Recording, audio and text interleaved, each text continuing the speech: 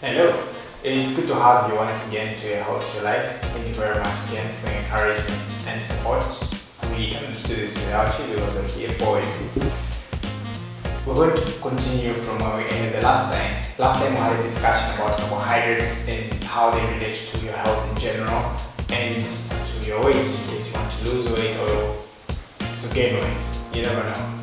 So today we're going to be talking about fat.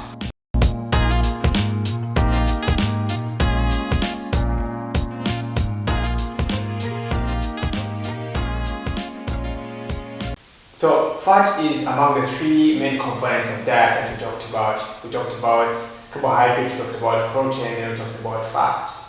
Does the body needs fat? Of course, fat is very essential for the body to function efficiently. One of the functions of fat is that it's there for cushioning too. It's an alternative source of energy because 1 gram of fat contains more energy, is able to provide the body with more energy. And the currency we're using for energy for the body is called ATP, but it's okay if you don't know that. But what I want you to understand is that when you compare a gram of fat and a gram of carbohydrates, they're able to derive more energy from the gram of fat. So fats are also an alternative source of energy. In addition to that, fats are also used in metabolism or in growth and building other vital structures and other processes that are there in the body.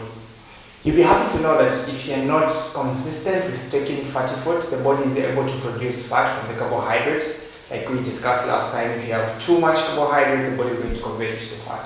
However, there are certain types of fats that are called essential fats that can never be created by the body from carbohydrates. And it is for that reason that you should make sure that you have the fair share of fats from your diet. Make sure that your diet is rich in fat.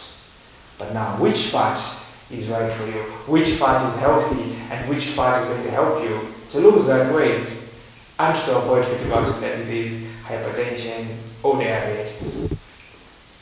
When we're talking about fat, we're talking about two main categories. If you remember when we talked about carbohydrates, we said there are two main types. We call them simple and complex. Well, good for you.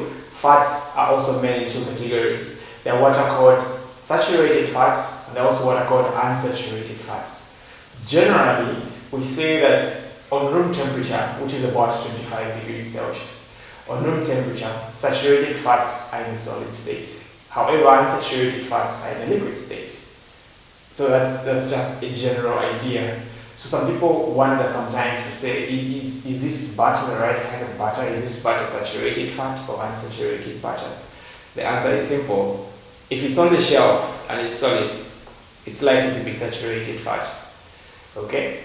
So what's the difference between these two types of fats? Well, the difference is more in the structure when you look at it on the biochemical level, but we don't want to focus on that. So the structure is different. What we want you to get from all of this is that saturated fats are bad for your body. They are bad for your health. They increase the chances of you gaining weight, which puts you at an increased risk of having diabetes as well as hypertension. So we don't want you to have a lot of saturated fats. And generally, how can you know that this food is having saturated fat and this food is not? In a nutshell, or in simplicity, we're going to say that saturated fats come from animal fat. So any fat that is derived from animals is saturated and it's bad for your health. Yeah, so fat coming from chicken, beef, pork, or any other form of poultry that is out there, as long as it's coming from animal fat, from the animal story, it is saturated fat and is likely to pose you the risk of having hypertension, diabetes, heart disease. It's likely to make you obese and overweight if you have too much of it. And that's the kind of fat that you really want to avoid. Now remember, we didn't say you have to completely avoid it because your body needs fat, but keep that in mind. Saturated fat is mostly animal fat. But what about the good fat? I'm sure it's the one that you're waiting to hear about. Where do you get this good fat from? Good fat, like we have mentioned, is also called unsaturated fat. Okay? So where is it from? So plant-based fats are generally unsaturated. Where do you get this plant-based fat? You get them from vegetable oils, you get them from olive oil, you get them from soy oil, coconut oil, you get them from avocado oil, or avocado generally. And all these seeds we're mentioning generally, they have these unsaturated fats. So for instance, soybean oil has unsaturated fat. So soybean themselves, if you eat them in whatever preparation, are also a good source of unsaturated fat. Okay? Corn oil or maize oil, or if you eat the maize on its own in any form, it's also a good source of unsaturated fat. Peanut oil, if you have the peanuts on your own, okay? So that's what I'm trying to say. So vegetable oils generally, we mentioned olive oil, soybean oil, other things that we have mentioned are also avocado oil. So those types of vegetable fat are very good for you. One, they give us unsaturated fat. From the unsaturated fat, we can further subdivide into omega-3 and omega-6. But that's not something you necessarily have to know. What I want you to know is that you can have unsaturated fats from plants.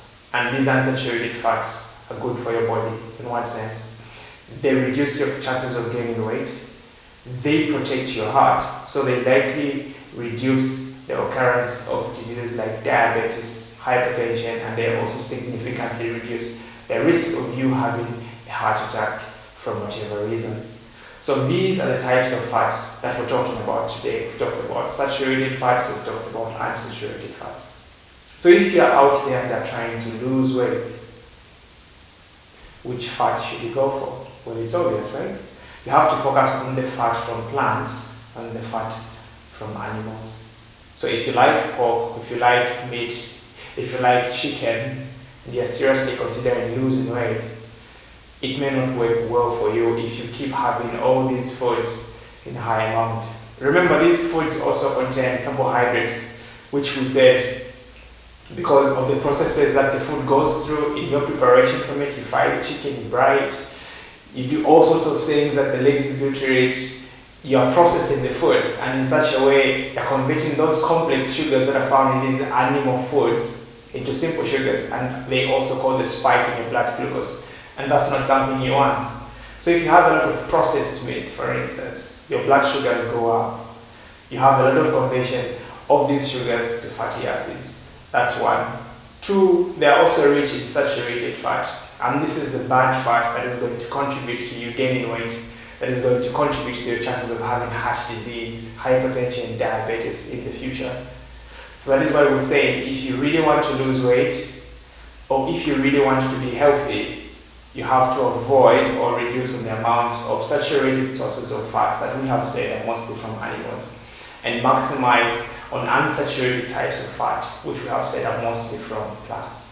So that's it about fats. I hope you get the general concept that we're trying to tell you. There's bad fat, there's good fat. You need fat to survive, so make sure you have a good share of it from the right source. From a healthy life, we're very happy that you've been joining us so far, and we pray that you continue.